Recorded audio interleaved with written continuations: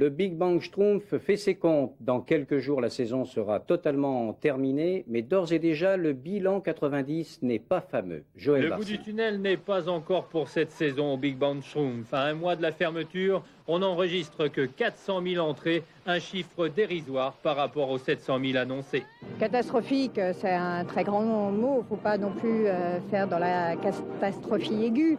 Mais c'est vrai que c'est décevant par rapport à ce que l'on pouvait attendre en début d'année. Pourquoi boude-t-on le parc? Les raisons sont difficiles à saisir. Manque de manège, absence de fêtes, de saucisses ou de frites. Finalement, au gré des sondages, tout cela compte peu.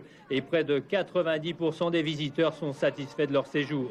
Ils apprécient la quiétude, les multiples activités du Big Bang et reviennent. Déjà 3 fois.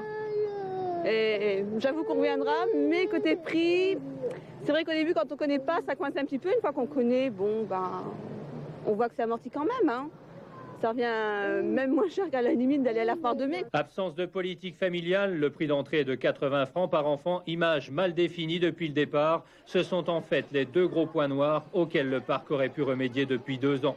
Aujourd'hui, il doit à nouveau affronter plusieurs millions de déficits, faute d'un investissement personnel suffisant. Il faut, disons, peut-être trouver un investisseur qui serait peut-être plus impliqué dans le parc, qui s'en occupe plus que simplement des actionnaires qui donnent juste de l'argent comme ça. Pour ne pas fermer boutique, les Schtroumpfs vont donc se tourner en fin de saison vers un partenaire financier solide, impliqué dans les loisirs ou l'immobilier. Le département, voire la région, devront eux aussi constater que le parc appartient au patrimoine lorrain.